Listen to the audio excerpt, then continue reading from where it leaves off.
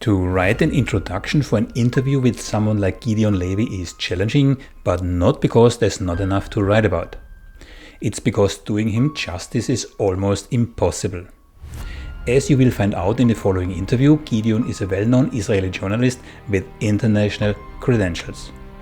He has dedicated his life to challenge the mainstream narrative of the Israeli-Palestine conflict, and his articles and books are highly critical of Israel, its policies and its occupation of Palestine. Not surprisingly, he is often viewed as controversial and polarizing in Israel. At times he even needed bodyguards. But even with a clear intellectual understanding of the lack of fundamental rights experienced by the Palestinian people, listening to the account of someone who is so embedded in the situation as Gideon changes your perspective. It brings you face to face with the profound human consequences of Israel's oppressive policies. Gideon's close examination of the lives in the occupied territories reveals the harsh reality of the ordinary Palestinians' powerlessness when confronted with a militarized and highly aggressive state that tightly controls their lives in virtually all aspects.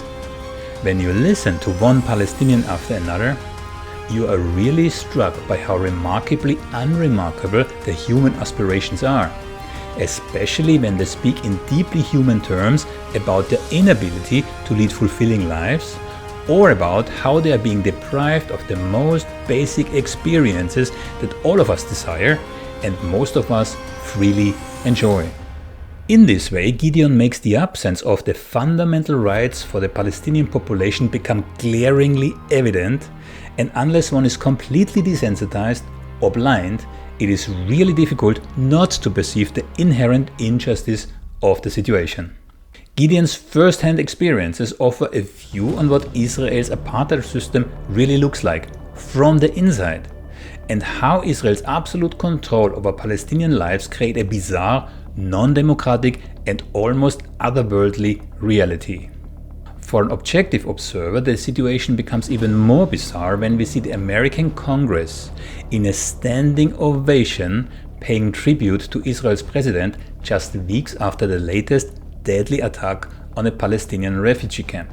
I believe in the innate goodness of people, but as a behavior analyst, I also know how easy we humans are manipulated, how little it takes to make one group hate another. But there's an easy way to figure out for yourself what's really going on. All it takes is 2 or 3 days in the West Bank, talking to people on the ground to see firsthand the immense suffering the Israeli apartheid system causes on the ordinary people there. But a word of caution, your life will never be the same.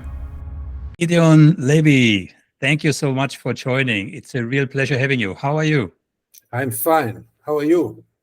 Now that I have you face to face, more or less, I'm good. Yeah, I'm really Great. good. Great. I interviewed Noam Chomsky recently, and Yes. he mentioned you to me, right? And he was kind enough to also give me a pointer how to reach you, which is via Haaretz. I have to say it was a very uncomplicated process. Your newspaper immediately kind of referred me to you or you to me. We had 1 or 2 email exchanges, and here we are. So absolutely appreciate it. So thank you very much for doing this. My pleasure, Thomas. Good. Now, I have a couple of things in my notes in front of me, and Yes. I know already I cannot possibly do you any justice, but I would like to mention just a couple of things. Yeah. Sure. So first of all, you are, of course, a well-known author and journalist, not only in Israel, but also globally. You write for Haaretz, I hope I pronounce this correctly, Haaretz, since Yes. 1982. You have your own column, The Twilight Zone, since 1998. You have a book, The Punishment of Gaza, which we can come back to in a moment, on the topic of Gaza. And we have, of course, interesting parts, or even more interesting parts. You were a spokesperson for Shimon Peres from 1978 to 1982, right? Right. And here it gets really interesting. That leads right away my first question, because after you were a spokesperson for Shimon Peres, you were called, so Gideon Ezra called you a borderline security risk. During during 2014, the Israel-Gaza conflict, Yarif Levin, wanted to try you for treason. Okay, these kind of things. And then it's, of course, you made statements like that you support the unilateral withdrawal from the occupied territories, and as a result of which you even got death threats.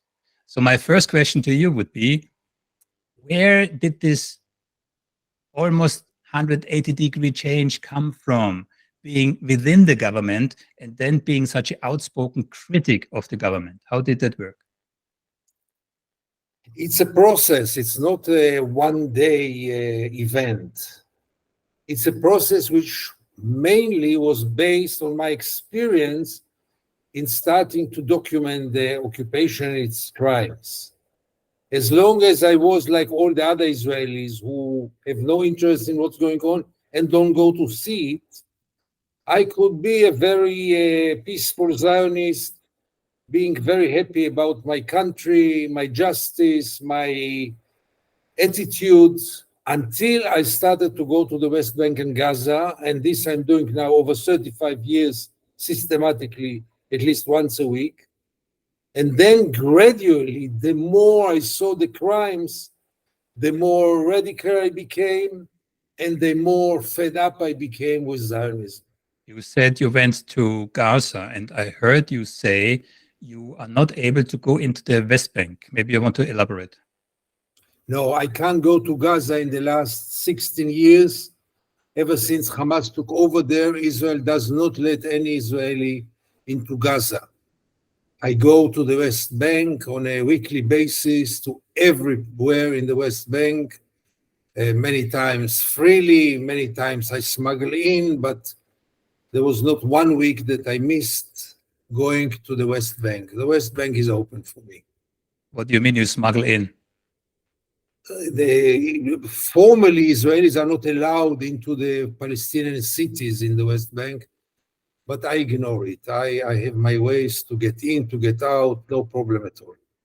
Okay, so the challenge comes from the Israel side, not from the Palestinian side, right? Absolutely, absolutely. Okay. There were some very interesting, if you can use the word interesting, developments in the last couple of months in Israel. Maybe we start with, I think since November, Israel has the most right-wing government in its history. I have 3 more points, but maybe we can, in a moment, we can go through one by one. So the new right-wing government. Then we had, of course, the 75th anniversary of the Nakba. We had the very recent attacks on the Jenin refugee camp, and if I'm not mistaken, the attacks was much more extensive. It was not limited only to the Jenin refugee camp. And last but not least, we have now the settler attacks, where militant and armed settlers under the protection of the Israeli army goes not only into Palestinian villages, burns, plunders, beats people, but I also saw that in the heart of Jerusalem, I think 2 or 3 days ago, as one example, a family was almost instantly evicted from their home. They just threw the people out on the street. They were not even allowed to pick up their most basic belongings from within the house. So this is the backdrop for this interview. Okay, so maybe we start with the first one, and again, just very briefly on those four items. Yeah, what are your comments on the new right-wing government? It's no doubt it's the most radical, religious, fundamentalistic government that Israel have ever had. But I must tell you that when it comes to the Palestinian issue, the differences between right and wing and left in Israel are much smaller than it seems from the outside. Finally, the big, vast majority of Israeli parties and Israelis are in favor of maintaining the occupation, are in favor of the Jewish superiority in Israel, namely Zionism. So on one hand, the rhetoric of this government and also some of its actions are really outrageous.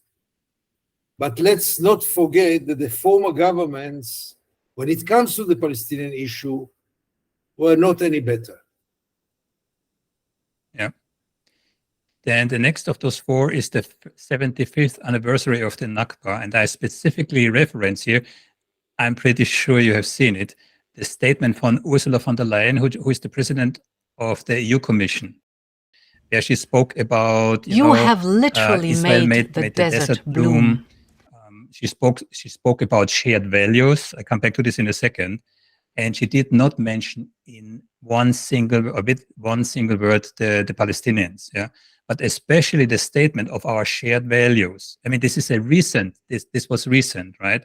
So if you're looking at the right-wing governments, Smotrich, Ben Gvir, where are the shared values? But this is a semi-fascist part of the government. Where are the values with the EU and such a government?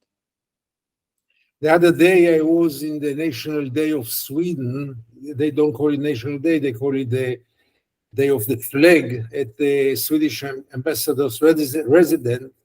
And there was one of the ministers, the more extreme ministers of this government, and she also spoke about the shared values. And then someone whispered on my ear, now she's insulting 90% of the Swedes, because there are no shared values between liberal Europe and Israel. But again, I must remind you that Israel is an occupying force with a very brutal military tyranny for 55 years now. It didn't start with this government. And let's not make our life easy and say, oh, this government is terrible. When it comes to the occupation, to the brutality, to the apartheid, the foundations were put by the Israeli left, and we should remember it.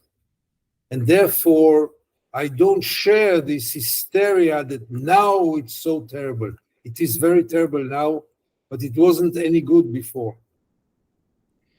I saw interviews and speeches that you gave going back at least 10, 15 years. And there were multiple occasions where it was believed that, you are now on a really low point, right?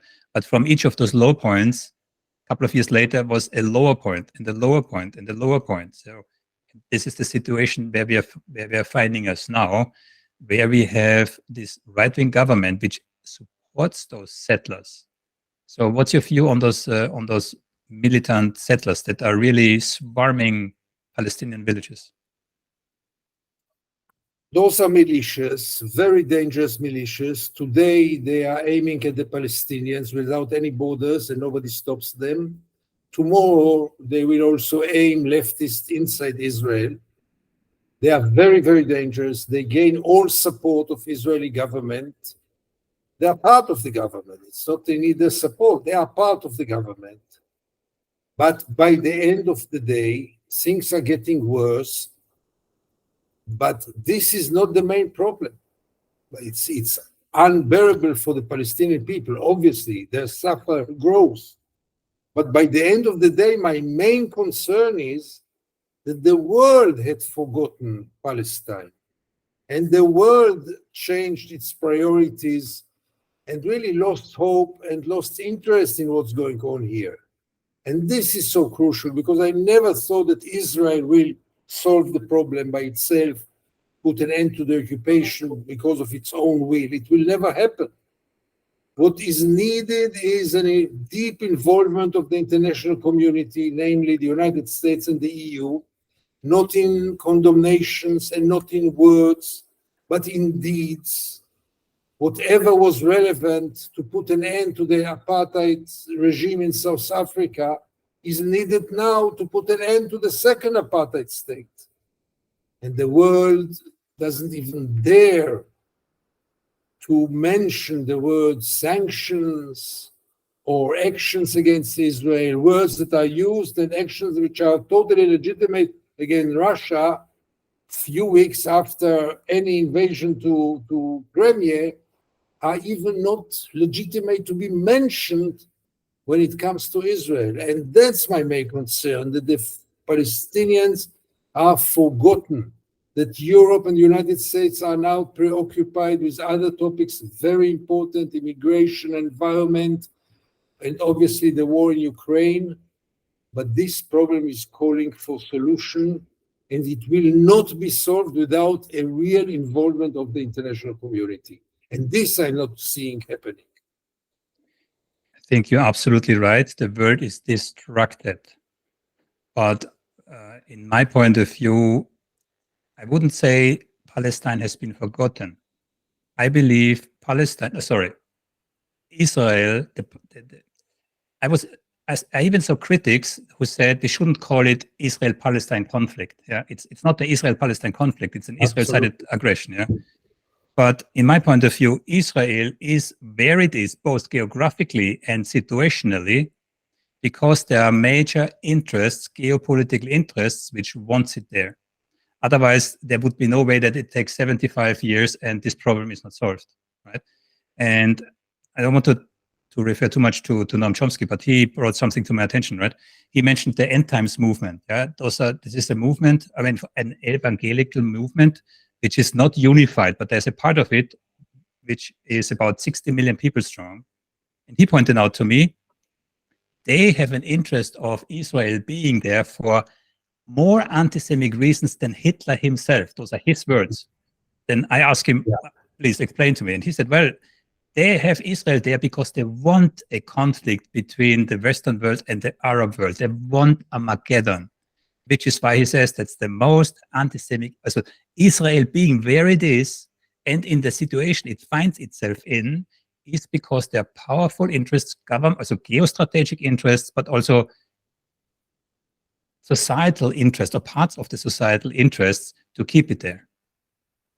Yeah, absolutely. I don't know so much about the evangelists like obviously Chomsky knows, but I have no doubts that those so-called friends of Israel, and who are the friends of Israel today?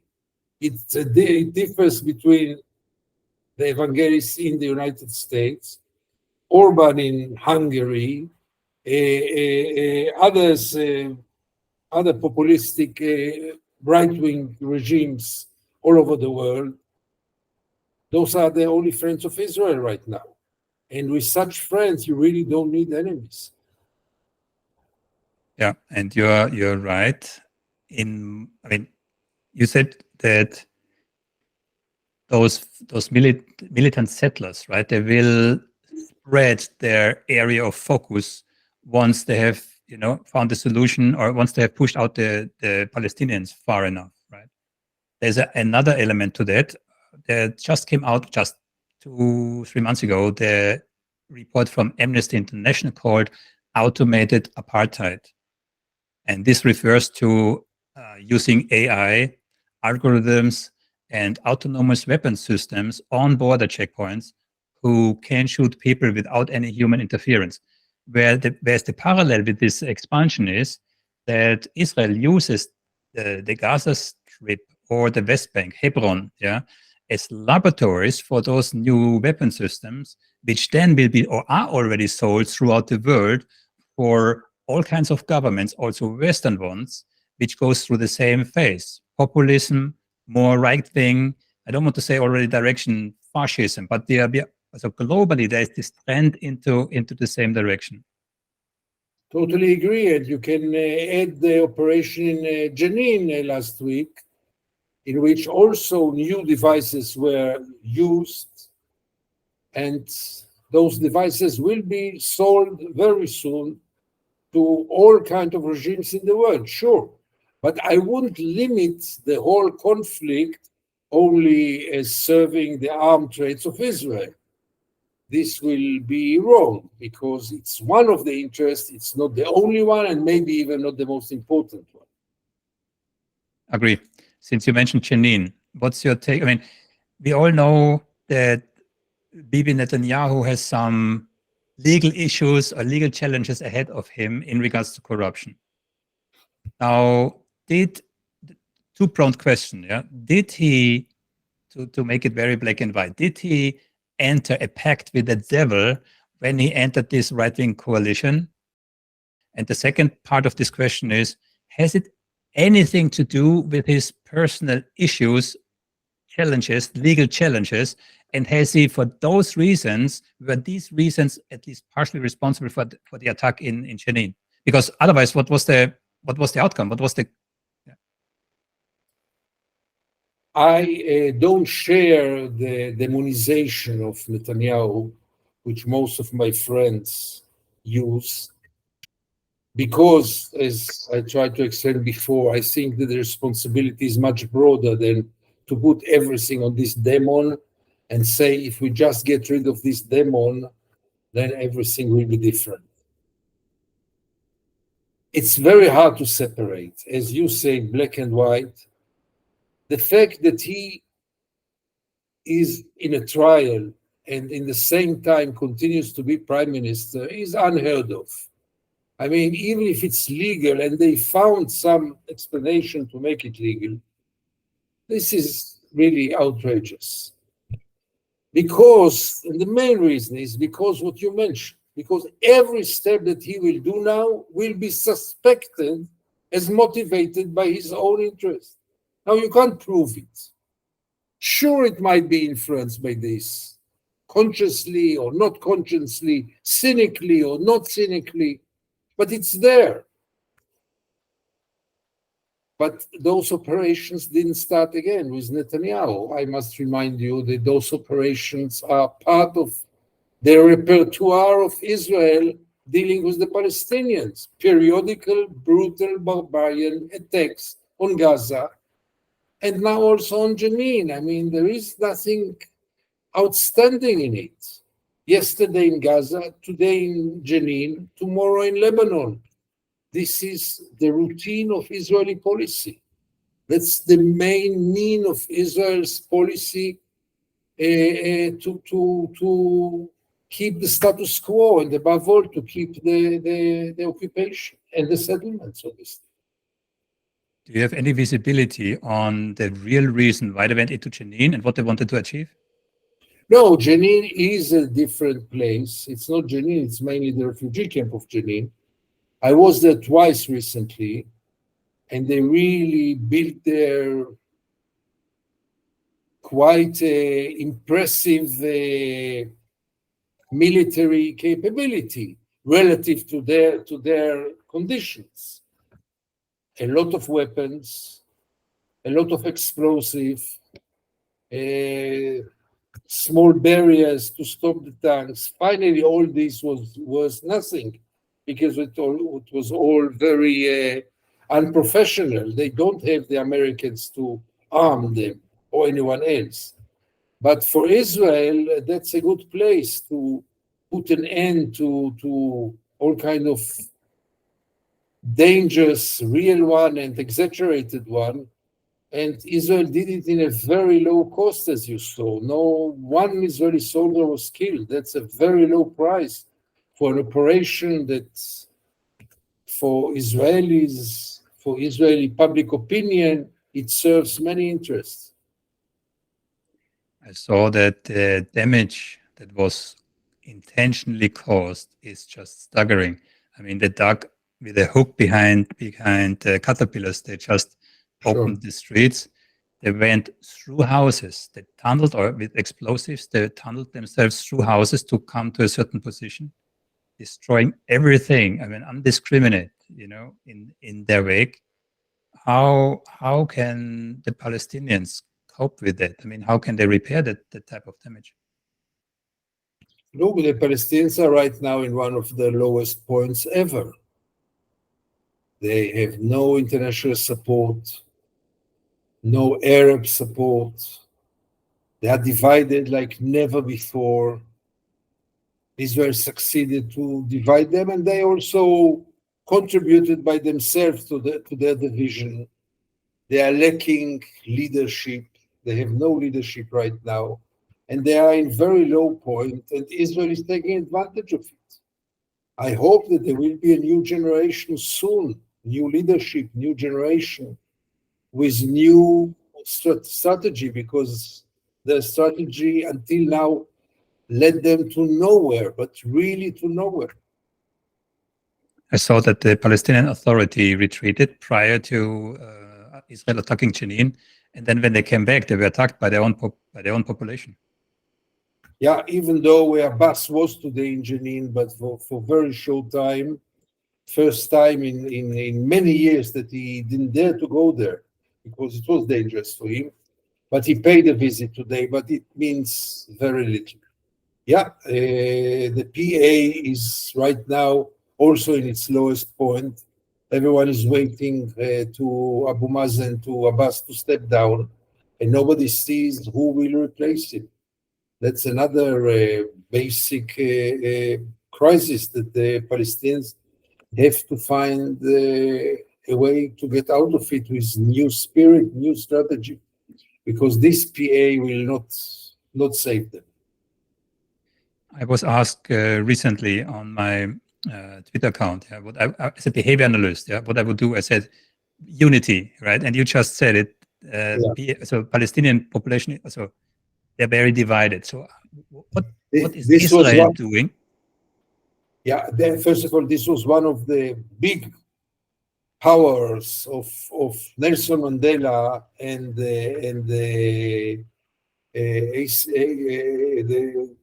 his organization, and when he kept the whole camp united, he overcame all the difficulties and he succeeded in his personality, Mandela, to keep the ANC as the one leadership of the Black South Africans.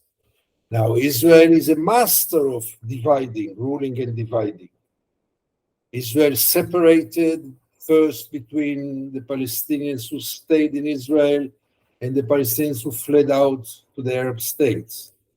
And then it divided between the Israeli Palestinian who have Israeli citizenship and the Palestinians under Israeli occupation. And they totally divided between Gaza and the West Bank. There is almost no traffic between Gaza and the West Bank. And they divided between the Jerusalemites who have more privileges than the West Bankers, all in order to really smash this society.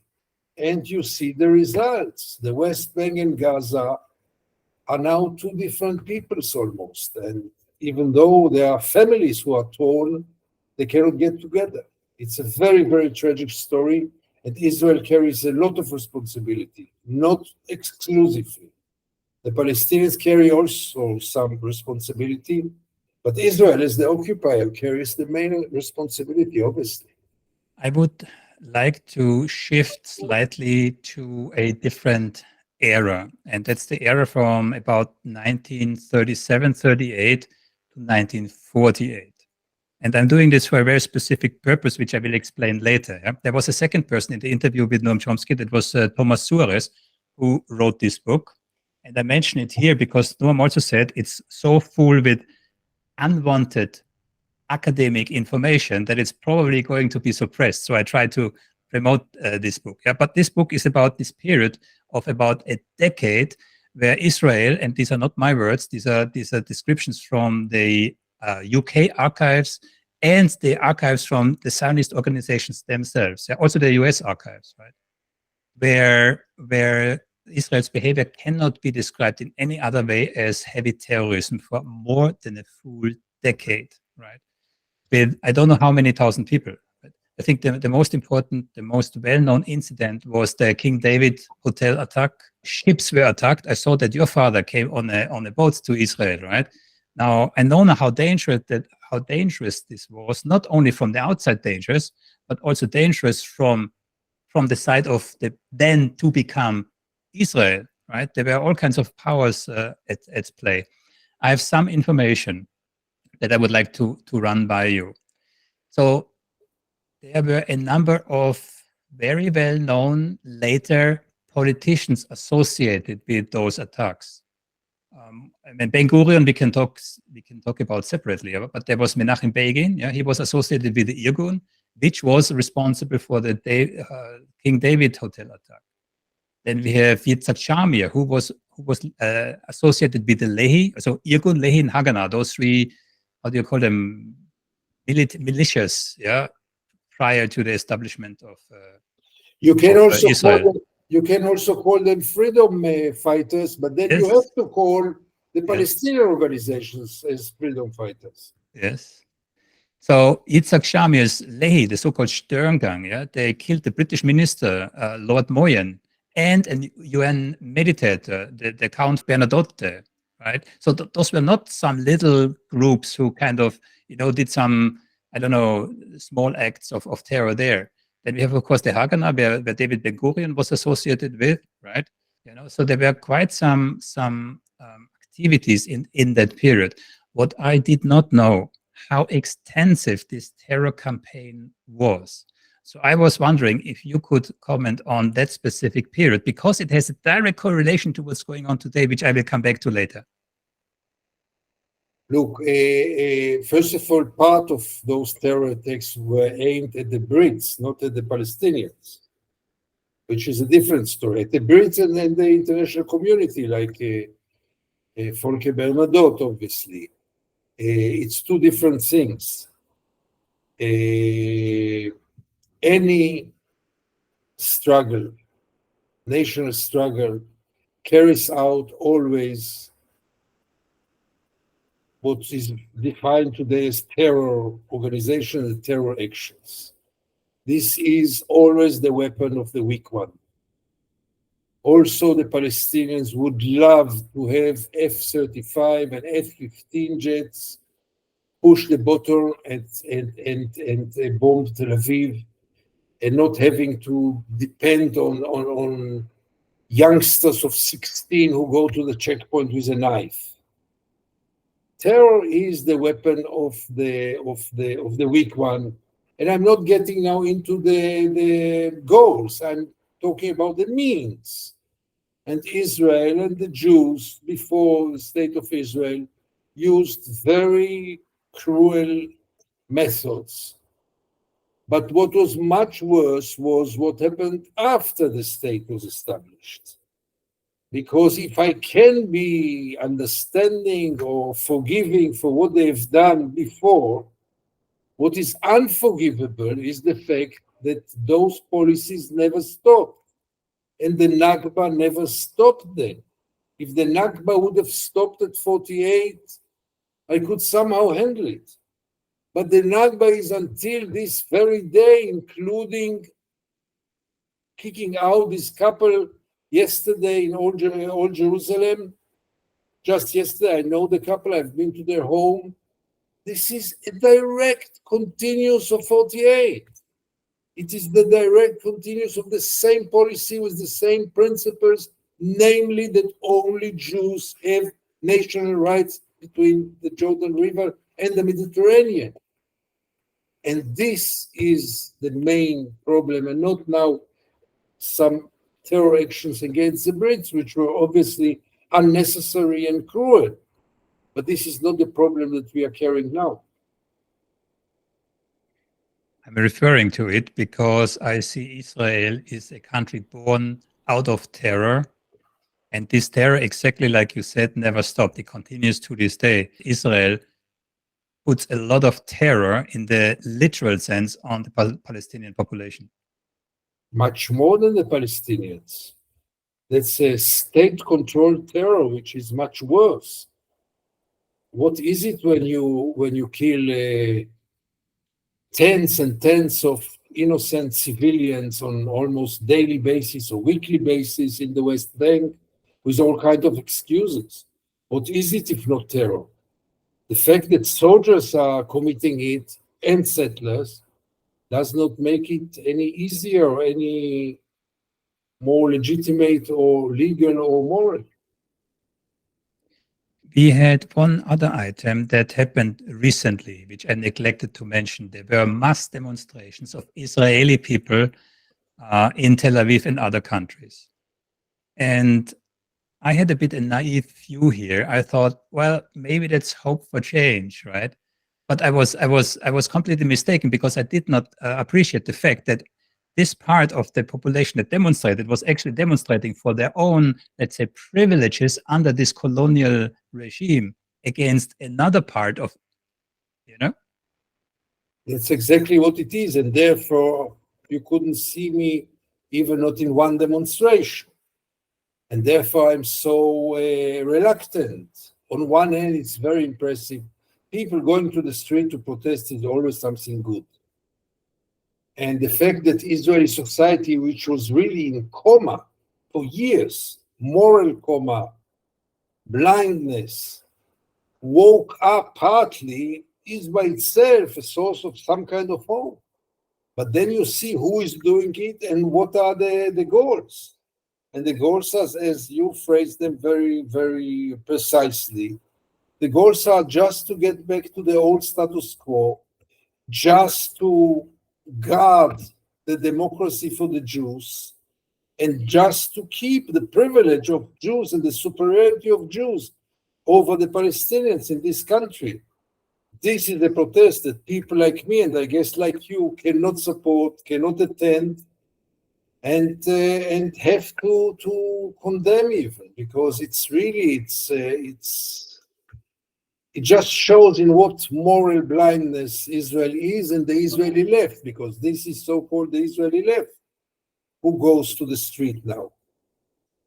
With such a left, this is not a left who cares only about the privileges of one people in a binational state is by far not a left that does not speak about the basic thing of democracy, namely equality, which is the main principle of democracy. A left that is not ashamed to say that Israel is a Jewish state, while there are here 6.5 million Palestinians and 6.5 million Jews between the Jordan River and the Mediterranean.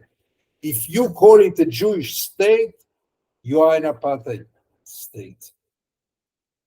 I think outside of Israel, there is this misconception that Judaism equals Zionism, right?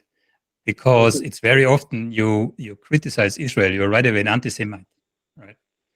But in fact, those are two completely different organizations with different goals and aims. There will be some even that will tell you they are contradicting each other. But here again, it's a trap that Israel put, and unfortunately Europe fall into this trap and cannot get out of it now. Israel, in a very cynical way, created a new strategy in which any criticism about Israel is labeled as anti-Semitism. And it did paralyze Europe. You cannot criticize Israel anymore in many countries. And if you criticize, you might be criminalized. And this starts to be more of a problem of Europe, namely of freedom of speech in Europe, rather a problem of Israel. The fact that you go along this cynical line in which criticism is criminalized is very worrying, and I'm really surprised how very few stand against it. It's about time that Europe will stand against it and say, you can criticize Israel. It is legitimate to criticize Israel. You cannot be a man of morality without criticizing Israel. And it has nothing to do with anti-Semitism. I'm not very optimistic, again, referring to the speech from Ursula von der Leyen, which, I don't know, it's historical whitewash. It's like, absolutely, the Disney version from the real world. It's so far from reality that, I mean, if someone of her stature presents such a statement, and the governments of most European countries are standing in line, I'm not very hopeful that from that direction you will get any assistance soon. Absolutely. In regards to the Russian and Ukrainian war, it's quite obvious that the situation in Russia and in Palestine are treated very differently. In one respect, the two-state solution and the Minst agreement, what do they have in common? We know that the Minst agreements were a tool to strengthen Ukraine. And we know this because both Angela Merkel and President Hollande from France, so German and French governments stated so, right? Now, the two-state solution, in my point of view, still serves a similar purpose. I have read letters from Ben Gurion to his son, where he stated already prior to the creation of Israel that the two-state solution, so that the partition of Palestine will only be accepted as a means to gain statehood, with the ultimate goal of expanding, also after statehood, of expanding Israel from the Mediterranean, probably even over the Jordan River. Above all, I can share with you my thoughts that the two-state solution is totally irrelevant anymore. There are those who admit that it is dead. I have my doubts if it was ever really born. I don't think that any Israeli government, any Zionistic government had ever had in mind, seriously, to let the Palestinians to have a full-scale state or statehood. It was all about gaining time in order to settle more settlers and to strengthen the occupation. And they succeeded, and we lost. And it is right now irreversible. With 700,000 Jewish settlers in the West Bank and East Jerusalem, no one is going to evacuate them. And without their evacuation, there is no viable Palestinian state. And it's time for the world to stop using the term two-state solution because it doesn't exist, and to start to speak only about one thing: equal rights. That's the only solution left. Equal rights between the Jordan River and the Mediterranean to everyone who lives in this piece of land. That's democracy. There is no other democracy. And once the two-state solution is not available, unfortunately, it could be a good solution, but it's not available, we have to use a new discourse and to focus our struggle not anymore against the settlements because the settlers won, and not about the future borders because there will be no borders, but only toward this goal: one person, one vote, equal rights, ending the apartheid. That's the only cause that we can fight for, which has some kind of vision to be implemented one day. So I interviewed Benny Morris very recently, and he put it this way: it all comes down, and I know that you know Benny Morris. I heard you speaking about him. Sure. And he said it comes down to demographics. If all those Palestinians who already live within Palestine, Israel, not to mention all the refugees in other countries, would live in one state, it would be no longer a Jewish state.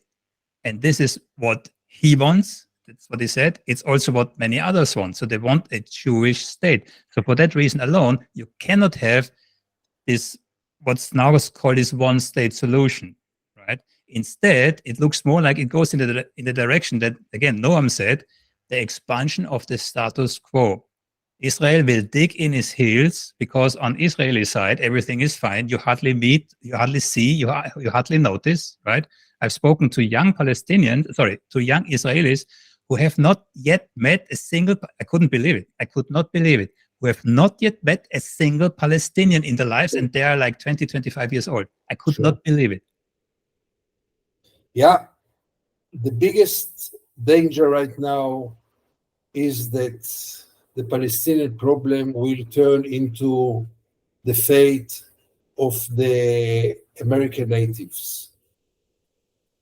And because for many years I thought that finally they will achieve their goals, the Palestinians, because justice is with their side, because history tells us that people who struggled over freedom and over their rights finally achieved them. But you have the example of the Native Americans who lost it totally. I hope we are far from being there. The Palestinians are still very devoted, and they are not going to give up, nor are they having any plans to leave their land, to leave their homes, and to go somewhere else, which was a wet dream of many Jews in Israel, that we will tyrannize them until they will have enough and go somewhere else. This will not happen. And therefore the struggle will go on. I hope that one day it will gain some achievements. Until now, we see that we are just getting farther and farther from any chance of solution. We are now much farther than 10 and 20 years ago. Israel is much stronger, the Palestinians are much weaker, and the world have much less interest in it. And that's very, very worrying. But it can change, and it might even change in a very unexpected way. You never know. Nobody had foreseen the fall of the Berlin Wall.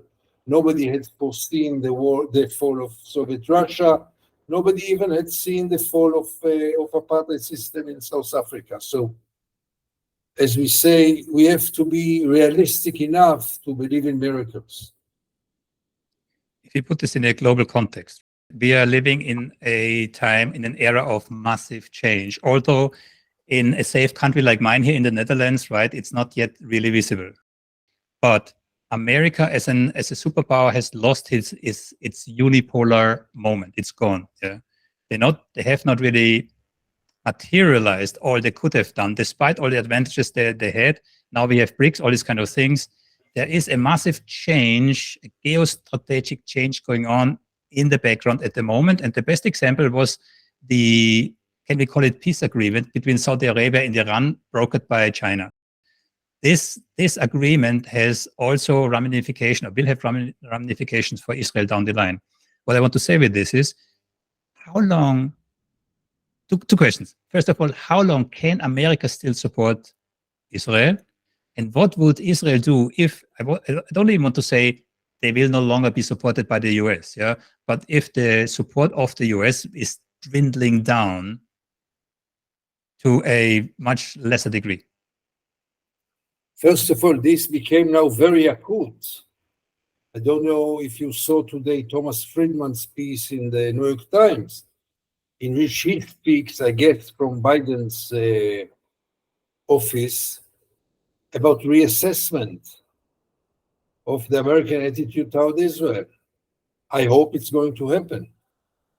The White House immediately say that if there will be reassessment, it will not include the military support. I think that the progressive circles in the United States today, in the Democratic Party, are by far more progressive and more promising than the progressive circles in Europe right now, which was never the case. Europe was always more progressive. I'm speaking only about the Middle East. So there is a hope that something will move, but I don't have also much hope if China will take over, if Russia will be back, if India will become a superpower. The United States created a terrible damage in the Middle East, but I can't have hopes China cares about the rights of the Palestinians, about international law, about human rights. I don't have, my hope is still that the United States will lead the change. Until now, there were only talkings, and it's now so many years of hopes that America will change, because America is the key. If America changes its policy, Israel is so depending on the United States in any possible dimension that they really are holding the key, but they never used it. If they would only, even not to stop the foreign aid, which is really outrageous. Why does Israel need so much money? Is Israel really the poorest country in the world that needs the biggest aid from all the countries in the world look at life standard in Israel. But let's say the Americans love Israel and they want to support it. Go ahead. But put some conditions, for God's sake. Put some conditions to the money, to the taxpayers' money that you throw here, and get something in return. And even this was not made. There are hopes that the coming weeks and months might show a shift, but it will not be a deep shift or deep enough as people like me would expect. I was referring specifically to exactly what you said, those absurd high amounts of money that the US pays to Israel every month, every year. Sure. And again, this is directly connected to America having weaponized the money system, to the rise of BRICS countries, where I heard now 17 other countries want to join BRICS, one of which is even Saudi Arabia. So in America, if you look at the American state, 30 million people have food stamps. You have a drug epidemic. I don't know if you see those pictures. It's like in the worst horror movie, like zombies on the streets for this fentanyl epidemic. Yeah. Money printing, debt, inflation, all these kind of things. I know there are lots of arguments, and I just want to say things can happen very quickly and in an unexpected way. As I say, yeah.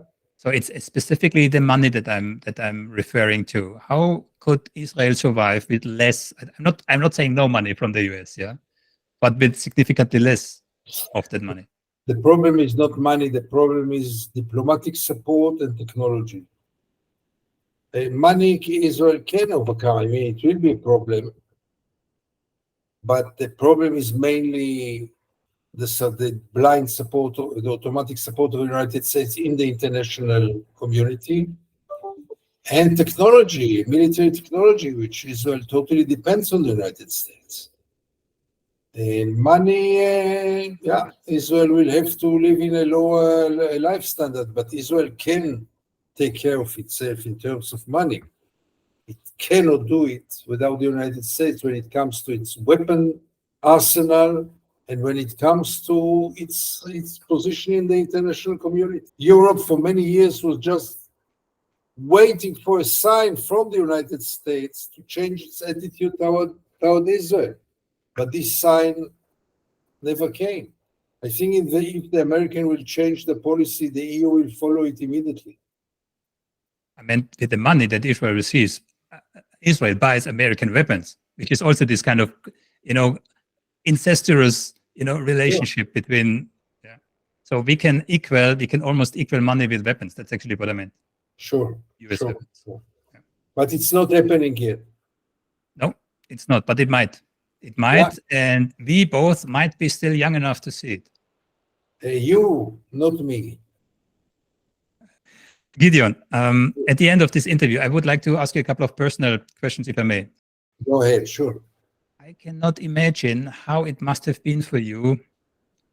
I don't even find a way how to compare it. To live in a society which is so entrenched in Zionism.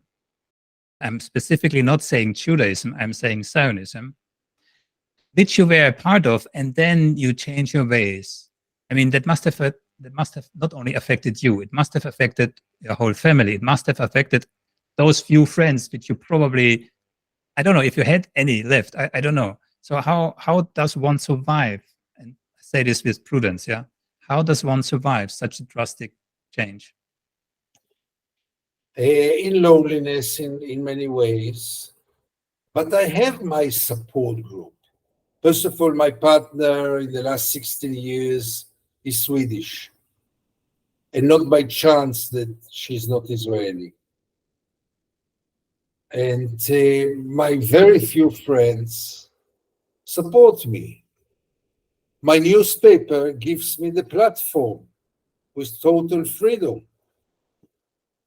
So it is easier than it seems from the outside because I have some kind of support group. And above all, I'm Jewish. And being Jewish in this country is being privileged. and having all the rights. Maybe I don't take it for granted, but until now, except of one tough period in which I needed even bodyguards, my life was safe here.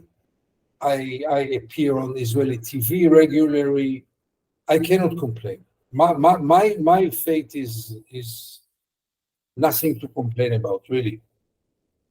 I saw you walking on the street, and if you do so, you form a crowd around you, right?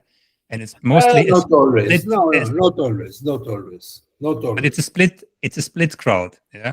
Once I participated in a Hard Talk in the BBC, which is their main interview program, and the interviewer walked with me in the streets of Tel Aviv, and it was like you described. And then came one person, I will never forget it, and told the interviewer, an Israeli, she told him, you know what is the problem of Israel? So he said, what's the problem? We have too much democracy. So people like him can go freely in the streets. I will never forget it.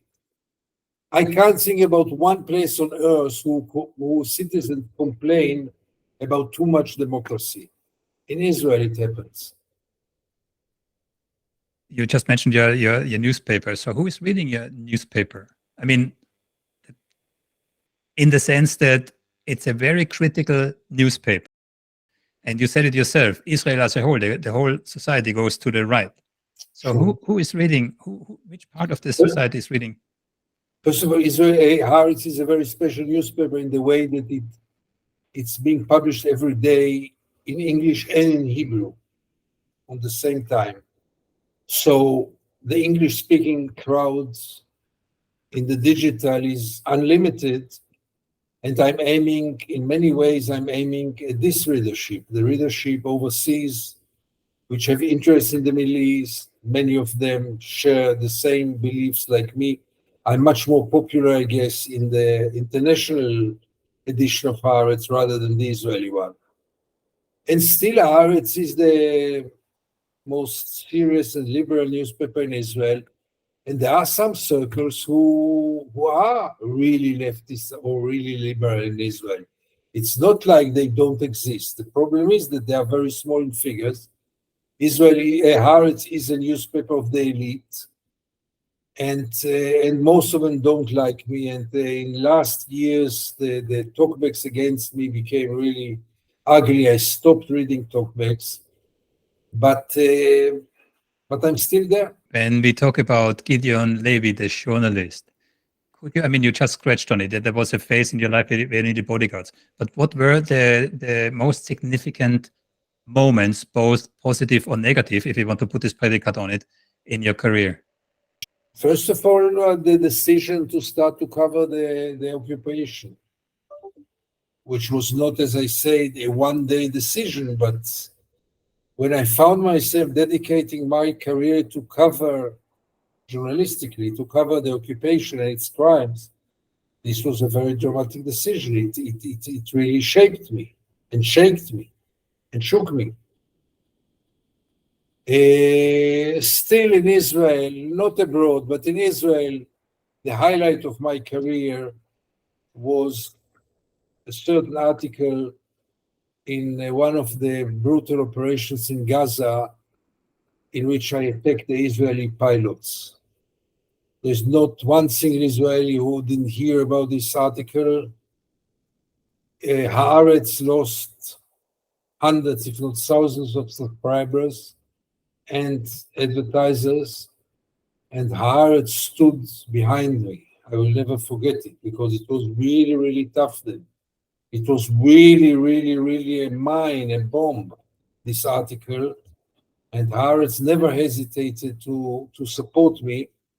And for me, it was one of the peaks of my career to be able to talk in the middle of a war against the pilots who are total holy cows in Israel, totally heroes, admired heroes, and I had this possibility to criticize them, to attack them in the middle of the war. when they were bombing Gaza and killing children and women and old people.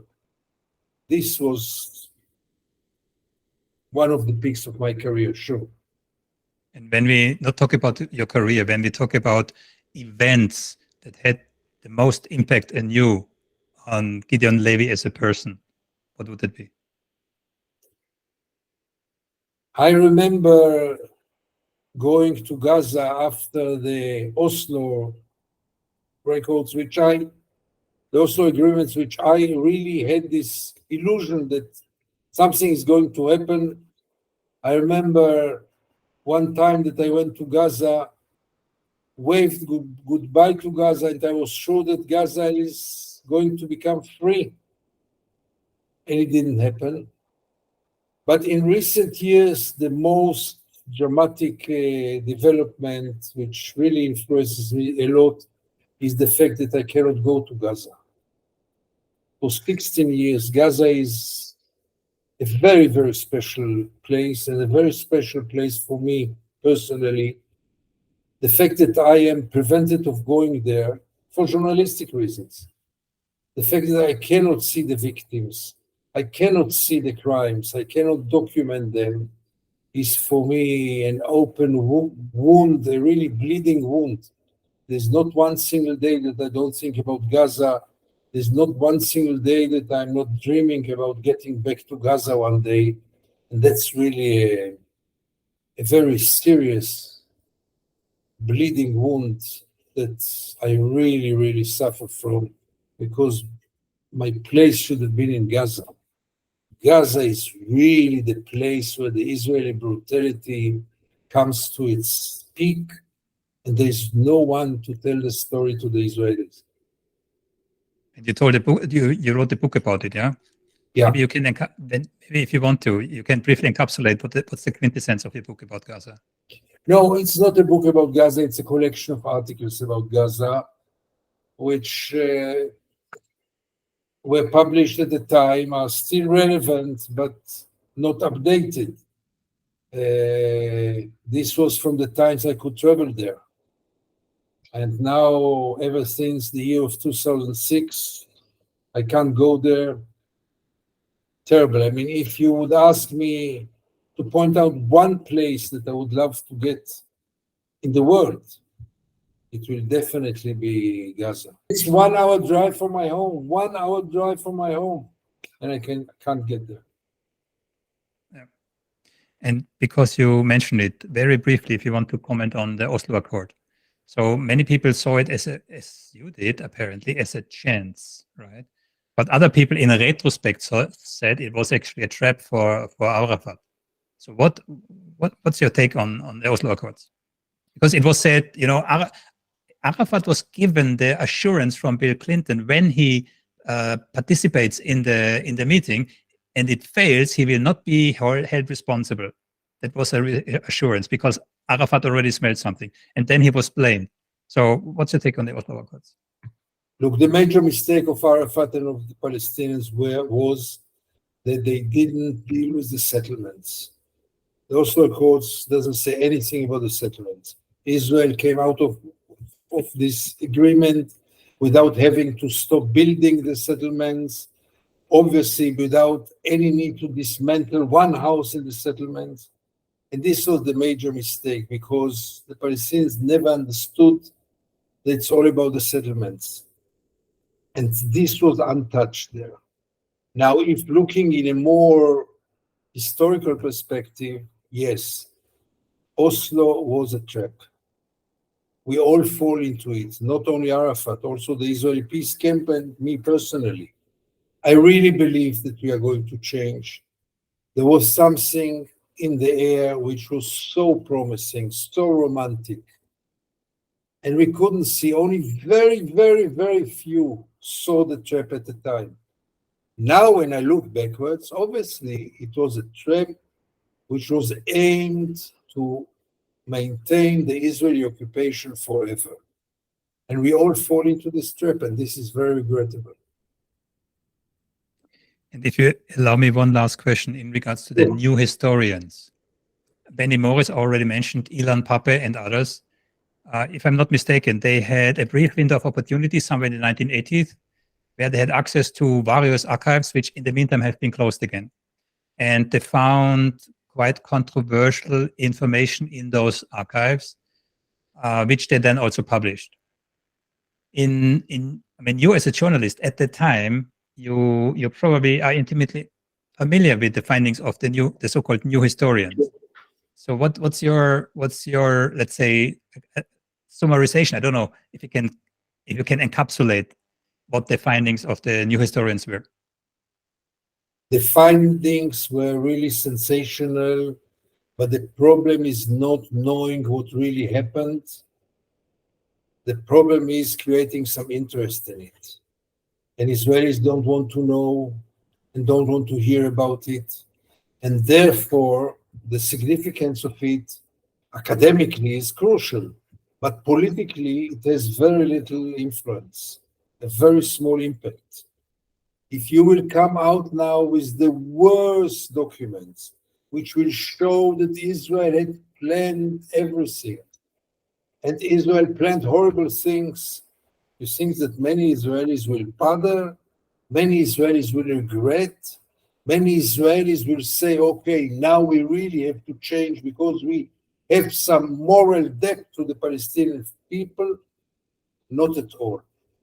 Our problem is not finding more about the past. Our problem is to make Israelis more aware to the fact that their state was born in a sin. And someone has to be accountable for the sin, and someone has to draw the conclusions for the sin and correct what is possible to be corrected and to compensate what can be compensated. Not everything can be corrected and compensated. And we are very, very far off it. I was 20 or 25 when I first heard the word Nakba. And now it became almost an illegitimate word to be mentioned in the Israel discourse. And by the way, in Europe, in Germany, you are not allowed to mention the Nakba anymore, or to have any event about the Nakba. So even in learning from history and learning history, we are really in a very low point right now.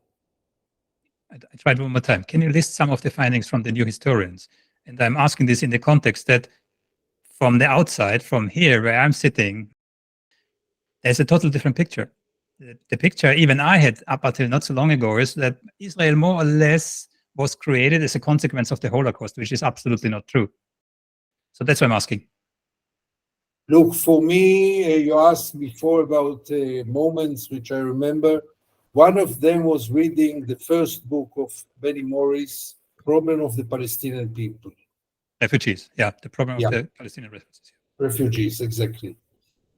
The refugees, sure. This changed my world. I mean, I knew nothing about it. We were told, if we were at all told, we were told only lies. That all the Palestinians ran away, that we were the David and they were the Goliath, that they all wanted to push us to the ocean, that the Arab countries told them to leave Palestine and they did it because of their own will, that the Brits were against us. You know how many things we heard about the Brits, how they were against Zionism, against the Jews, in favor of the Palestinians, when today we know that it's exactly the opposite. If not the Brits, there is no Zionism. So all those lies were exposed in the important work of those new historians. And for me personally, it started to change my view. It was the beginning of really realizing that I was brainwashed. The problem is that most of the Israelis are still brainwashed. Gideon Levy, if you have, I don't want to say a message to the world, right? But I mean, the hope is with the youth and not necessarily in Israel. It might be here in the Netherlands, in Germany, in the US. And let's assume you have a semi-interested youth, yeah? what's the message you would like to present to them to open their eyes? First of all, to open their eyes. How? How? First of all, the best way to come and see it in your own eyes. That's always the most effective one. It's enough to be 2-3 days in the West Bank or Gaza, obviously. And I've no doubts, everyone who will see it will come to the very same conclusion, unless he comes brainwashed. But any decent person who comes here, any decent person who starts just to get basic. I was last week in Iceland, and I was interviewed by a journalist who had very little idea what's going on here. After half an hour, she was really shocked. She didn't know all this. She was 25 years old. She was shocked. She didn't know all this. We are fed with so many lies and so much brainwash that the only thing I could expect from young people is to be critical and, as you say, to open their eyes. And above all, to try to put yourself in the shoes of a Palestinian young man or woman in your age and try to learn what is his life like. There's nothing to compare between a life of a Palestinian in Gaza or in the West Bank and any young human being in Europe or in Israel. Those are different worlds. Just put yourself in his shoes for a moment. Try to put yourself as a Palestinian in Gaza, in the biggest cage in the world, a Palestinian in the West Bank who can be humiliated or shot in any given moment without any notice. Try to understand what those people are going through for 100 years now. And try to understand that it calls, it screams for help. And the help can come only from the international community. Gideon Levy, thank you very much for your time. It was my pleasure, Thomas. I cannot emphasize how important it is to have voices like yours heard over and over. Thank you so much. All the best from the Netherlands, from Amsterdam to Tel Aviv. All the best. Thank you very much, Thomas. Thank you. Bye-bye. Bye-bye. Bye-bye.